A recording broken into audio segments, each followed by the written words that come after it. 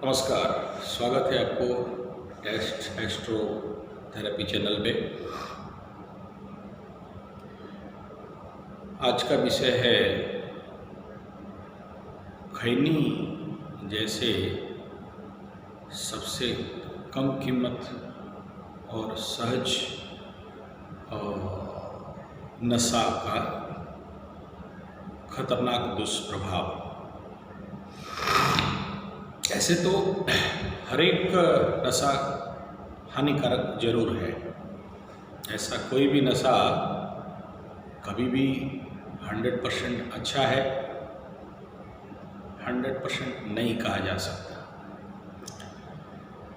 मुख्यतः जो भी मेरे मित्र नशा का प्रयोग करते हैं, चाहे पान, बीड़ी, गुटखा, सिगरेट, दारू, स्मैक, चरस, गांजा, ब्राउन शुगर, जो कुछ भी, स्वाभाविक सब कुछ 100% मनुष्य जीवन पे भयंकर दुष्प्रभाव देता है। एडिक्शन होता है वो, उसके लिए आंतरिक लेवल पे, अंतर जीवन पे उसका व्यक्तित्व के ऊपर एक कुप्रभाव देता है। बहुत लोग ये बोलते हैं कि खैनी खाने से उतना ज़्यादा कुछ प्रभाव नहीं होता है, और बहुत, मैं कहूँगा शायद सबसे ज़्यादा खैनी के ही ग्राहक होंगे आज के डेट में, क्योंकि इजीली अवेलेबल है, हर जगह में अवेलेबल है, हर दुकान में अवेलेबल है, छोटे पैकेट्स में अवेलेबल है। अति सामान्य लगता है। 80 रगड़ 90 ताल, दबा के बाबू मुंह में डाल, तब देख खैनी का कमाल। तो ये तो कहावत है, लेकिन ये करता क्या है? जब भी आप देखेंगे व्यक्ति स्ट्रेस में गया, तनाव पे गया, या किसी प्रकार के मानसिक ओवरलोड पे गया, तो थोड़ा खैनी दबा लेता है, रिलैक्स हो जाता है कुछ पल के लिए। कुछ देर के बाद फिर अंदर से एक प्रचंड प्रभाव आना चालू होता है। अब खैनी चाहिए रे, फिर दबा देता है। फिर थोड़ा 80 रगड़ 90 ताल, दबा के बाबू मुंह में डाल, और ये बार बार उसके अंदर अर्ग बनता है, जुनून टाइप बनता है, नहीं मिले तो बेचैन टाइप उसको लगने लगता है। और एक बार जो इसके चुंगल में पड़ा, बहुत कम चांसेस है यहाँ से निकलने के लिए। खतरा कहाँ है? ये आपको लगता है खैनी खाने से क्या हो गया? ये छोटा सा चीज़ है, छोटा नहीं है, छोटा सांप का बड़ा जहर होता है सांप। और कितना भी आप तरीका ले लें बचने के लिए, बचना मुश्किल हो जाता है।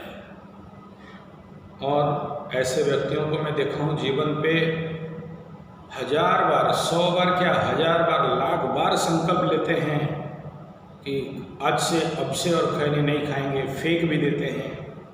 लेकिन एक ऐसा स्थिति बनता है कि सामने वाला कोई खा रहा है, या कोई थोड़ा सा ले लीजिए महाराज, ठीक, एक बार खाने से क्या होगा, कल से छोड़ दीजिएगा, दोस्ती यारी। और इससे व्यक्ति फिर उसके चंगुल पे गिर जाता है।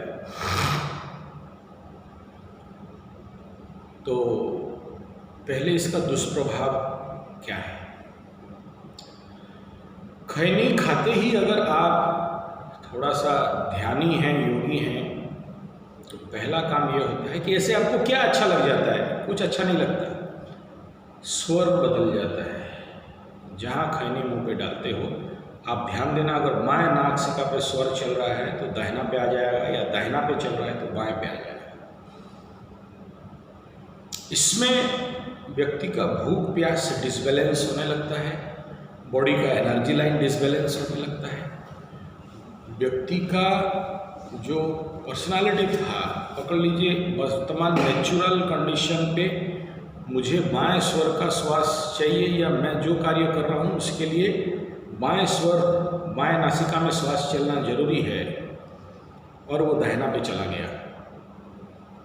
कुछ पल के लिए तो मैं ओवर पावर हो जाऊंगा, लेकिन उसका असर जब खत्म हो जाएगा खैनी का, तो मैं अपने जीवन का गलत निर्णय लेना चालू कर दूंगा। यानी उस समय मेरा एक्टिविटीज़, वर्क, सिस्टम, डिसीजन सब कुछ अफेक्टेड हो जाएंगे। और खैनी खाने वालों में से सबसे पहला दुष्परिणाम होता है रॉन्ग डिसीजन लेना। या सोचिए मैं कोई काम कर रहा हूँ और थक गया, बोर हो गया और मैं खैनी ले लिया हूँ, उदाहरण दे रहा हूँ मात्र, तो उस समय तो वर्क ओवर पावर हो गया, आपको एनर्जी मिल गया और आप काम कर दिए। उसका तुरंत बाद क्योंकि स्वर चेंज हो गया, सोचिए बाएं नाक पे नेचुरल स्वर चल रहा था, प्यास लगना, पानी पीना, बाएं चले तो पिया करो, दाएं चले तो खाया करो, बाएं चले तो सुसु किया करो, दाएं चले तो गुगु किया करो। और बहुत सारे व्यक्ति जो बोलते हैं सुबह सुबह पेट साफ नहीं होता है, खैनी खा लेते हैं तो पेट साफ हो जाता है, वो कुछ होता नहीं है, स्वर परिवर्तन हो गया और तब आपका निकासी हो गया या पॉटी या लेटिन अच्छा हो गया, वो अच्छा नहीं होता है।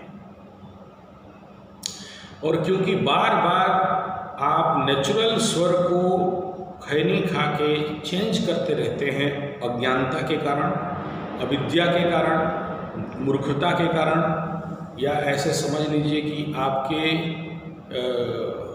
लत के कारण, एडिक्शन के कारण, जिसका प्रभाव सीधा ब्रेन के लेफ्ट एंड राइट हेमिस्फीयर पे आ जाता है। और ये सबसे ज़्यादा मनोबल को दुर्बल करता है, माइंड पावर को ये बार बार बार बार बार बार आप किसी के ऊपर डिपेंडेंट हो जाते हो, तो जीवन पे बड़ा कार्य और बड़ा डिसीजन लेने के समय आप बहुत ज़्यादा द्वंद्व पे हम लोग पड़ जाते हैं, जो लोग खैनी खाते हैं। तो खैनी का दुर्गुण गाना मेरा इस वीडियो में लक्ष्य नहीं है। समाधान, खैनी जैसे लत से बचने के लिए मैं कईयों के ऊपर जो एप्लीकेशन दिया कराने के लिए, पहला उसके सब्स्टिट्यूशनल चीज, जैसे आप कुछ ऐसे चीज को उसके साथ सब्स्टिट्यूट में लें जो खैनी जैसे दिख रहा हो, तो वो क्या है, जैसे सौंफ 50 ग्राम, धनिया 50 ग्राम, 25 ग्राम का मेथी अच्छा से थोड़ा सा हीट करके कूट लें, और अजवाइन कम से कम 100 ग्राम, हल्दी 25 से 50 ग्राम, 50 ग्राम ठीक है, इन सबको सब पीस लें, जो जो मैं अमाउंट बोला, अच्छा से डब्बा में भर लें। इफ पॉसिबल अगर तुलसी पत्ता का पाउडर मिल जाए तो थोड़ा सा डाल दें, और जैसे खैनी खा रहे हैं उसी समय जब अर्घ ले उसको मुंह में डालिए, रखे रहिए। ये पहला काम ये करता है कि जो जो नस नाड़ी और ब्रेन के साथ संपर्क है उनको एक डॉमी चीज मिल गया खैनी जैसे चूसने के लिए। इसमें दो दुष्प्रभाव से बचेंगे। एक, जो खैनी खा के बार बार थूक रहे थे, अब वो थूकना नहीं है, लार अंदर जाएगा। लार आप जानते हैं सेलिवरी, जो सेलिवरी ग्लैंड है जहाँ से सेलिवा निकलता है, वो कितना सारा पानी बॉडी ऑब्जर्व कर लेने के बाद बॉडी से वो अंदर का इम्यूनी पावर को डेवलप करने के लिए निकलता है, जिसको हम लोग थूक देते हैं खैनी खा के, तो वो थूकने से बचेंगे। दूसरा, जहाँ खैनी डालते हैं और ब्रेन के जो करोड़ों लाखों जो छोटे छोटे जो आँख में दिखाई नहीं देता ऐसे नस नाड़ी इम्पैक्ट इफेक्ट हो जाते हैं, या कुछ पल के लिए स्ट्रेस रिलीफ हो जाता है, जो निकोटीन, टैनिन और काफिन टाइप के बॉडी को जो बार बार रिक्वायरमेंट करते हैं, ये ब्रेन रिक्वायर्ड करता है, उनको उन चीज़ों को बार बार रीएक्टिवेट करना नहीं पड़ेगा, एक्स्ट्रा एग्जॉर्शन में वो नहीं जाएंगे। ये दो चीज़ों, ये लौकिक लाल किताब के अनुसार अगर चाहें या हमारे ज्योतिष विज्ञान के अनुसार अगर आप चाहते हैं, जब तक खैनी नहीं छूटता, अमावस्या का रात हो या ऐसे भी जब कोई व्यक्ति नहीं देखता हो, उस खैनी को पकड़िए, नदी प्रवाह करिए, नदी हो उसमें रह के कि मुझे जो भी वो नेगेटिव एलिमेंट एनर्जी या जो मुझे खैनी खाने के आदत पे डाला, मैं उन्हें प्रार्थना करता हूँ कि मेरा खैनी का आदत छूट जाए करके नदी में प्रवाह करना है पूरा। तीसरा, स्ट्रॉन्ग डिसीजन कि नहीं तो नहीं खाना है, खत्म, मर जाएगा, देखा जाएगा, मरोगे नहीं, खैनी छोड़ के कोई नहीं मरा है। वो जो माइंड स्ट्रॉन्गिटी है। चौथा, मेडिटेशन, कुछ दिन आधा से 1 घंटा मेडिटेशन में बैठ के माइंड को स्ट्रॉन्ग करना, श्वास को देखना, breathing, meditation on your breathing. चौथा है नाभि से नीचे का ध्यान, श्वास को नाभि से नीचे लेने का आदत बनाएं। इस सब बावजूद अगर नहीं छूटे तो 10 दिन के लिए विपासना साधना जरूर जाएं। विपासना में उद्यम है कि आपको इस प्रकार के आदत से मुक्ति मिल सकता है। या फिर हर दिन सुबह शाम अग्निहोत्र करके वहाँ का जो राख है पाउडर, वो मुंह पे डालिए, अग्निहोत्र राख। ये अग्निहोत्र सीखने के लिए आप, मेरे बहुत सारे वीडियोस हैं आचार्य संजय अग्निहोत्र से क्या फ़ायदा होता है, बेनिफिट ऑफ अग्निहोत्र, परफॉर्म, हाउ टू परफॉर्म अग्निहोत्र, यूट्यूब में डालिए, मेरा बहुत सारा वीडियो निकल जाएगा। या फिर 9437580589 या फिर 9938727418, ये दोनों नंबर को यूट्यूब में टाइप करेंगे और अग्निहोत्र बेनिफिट साइट में लिखेंगे, आएगा बहुत सारा, अग्निहोत्र करने से क्या फ़ायदा है। ज्योतिषीय ग्रहों के स्थिति के अनुसार मुख्यतः जो दूसरा भाव है, जहाँ से वित्त का भाव, अर्थ का भाव, धन का भाव कहा जाता है या परिवार भाव कहा जाता है, वो भाव भी हमारा मुंह का भाव है। अगर वहाँ कोई भी मैलेफिक प्लैनेट, पापी ग्रह लाइक राहु, केतु, मंगल, इस प्रकार के गलत अवस्था में और पापी ग्रह से दृष्ट होकर बैठे हों, तो ऐसा व्यक्ति ज़्यादातर नशा पता जाने में संभावना ज़्यादा रहता है। और अगर उसको जो द्वितीय भाव अगर चले नहीं बैठा हो, उस भाव को अगर कोई मैलेफिक प्लैनेट, पापी ग्रह, क्रूर ग्रह का दृष्टि हो तो भी चांसेस बनता है। और जिसका अगर आपको लगा कि इसका एस्पेक्ट है, पकड़ लीजिए शनि का एस्पेक्ट है या राहु का एस्पेक्ट है या केतु का एस्पेक्ट है या बकरी मंगल का एस्पेक्ट है, तो उनके आधार पर जो ग्रह का दृष्टि है, उस ग्रह का अगर शांतिकरण कराया जाए, दान दक्षिणा इत्यादि कराया जाए, और मुख्यतः मैं कहूँगा हनुमान चालीसा टाइप टारगेट बनाइए, 100, 1000, 1 लाख हनुमान चालीसा 1 साल के अंदर, 2 साल के अंदर, 3 साल के अंदर, तो भी ऐसे समस्या से आप बच सकते हैं। ये कुछ बात थी खैनी का दुष्प्रभाव, बचने का तरीका। वीडियो अच्छा लगे तो लाइक, शेयर, कमेंट, सब्सक्राइब जरूर करिए। इस प्रकार का समस्या में आप भी पड़े हैं तो आप हमारे पास अपना कुंडली विश्लेषण करा के समाधान, एग्जैक्ट समाधान क्या है, ले सकते हैं, कर सकते हैं। हमारा संगठन का एक महान काम ये चलता है कि पूरे विश्व को जंगल बनाना, पेड़ लगाना, आप इस पे शामिल हो सकते हैं, सहायता कर सकते हैं। तीसरा बिंदु, जो व्यक्ति बेकार, बीमार, बेरोजगार, मुख्यतः बेकार हैं, किसी प्रकार के केम द्रुम या दरिद्र दोष में पीड़ित हैं, बहुत मेहनत करते हैं, रोजगार हो नहीं पाता है, आर्थिक स्थिति उनका हमेशा दुर्बल रहता है, तो आप हमें संपर्क कर सकते हैं। हमारे संगठन ऐसे व्यक्तियों के लिए, ऐसे जातकों के लिए कुंडली विश्लेषण करके किस रास्ते से अच्छा रोजगार कर सकते हैं, किस दिशा में कर सकते हैं, ये सब हम लोग करते करवाते हैं। और जैसे श्री सुक्त साधना, श्री यंत्र साधना भी करवाते हैं, जिससे कि उनका जीवन पे आर्थिक व्यवस्था मजबूत हो। खाली प्रार्थना पूजा से तो नहीं होता, हमारा संगठन आगे एक कदम बढ़ के करता है।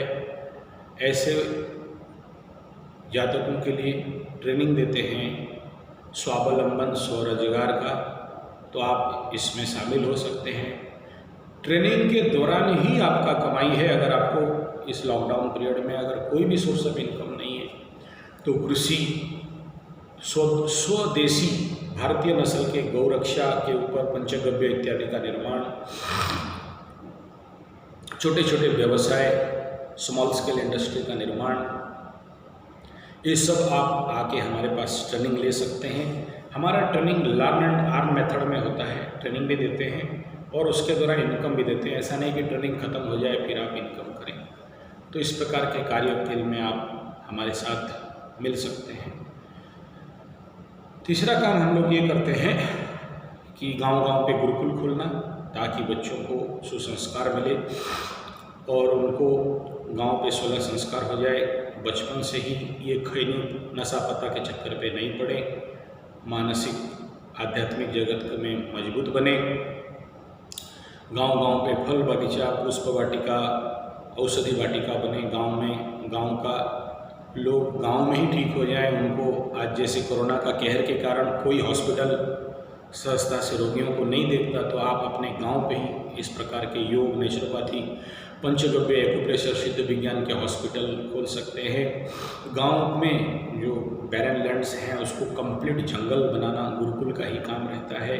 गांव का स्वास्थ्य व्यवस्था, गांव में स्वावलंबन, स्वरोजगार, अर्थव्यवस्था, गांव के बच्चों को सुसंस्कारित करना, बचपन से शक्तिवान, बलवान, बुद्धिवान, ज्ञानवान, मेधावी, ओजस्वी, तेजस्वी, विजस्वी बनाना, उनको वेद, वेदांत, उपनिषद, गीता, रामायण, भागवत, पुराण इत्यादि का सद्ज्ञान देना, ताकि बच्चे बिगड़े नहीं, अच्छा बने, देश हित, ग्राम हित, स्वहित, परिवार का हित करें, माता पिता को पूछें, माता पिता को सम्मान करें, बुजुर्गों को सम्मान करें और उनका सेवा सहायता करें, गौ माता का सेवा करें। बचपन से जैसे देंगे ज्ञान, जैसा ज्ञान होगा वैसे ही उनके जीवन का व्यवस्था होगा।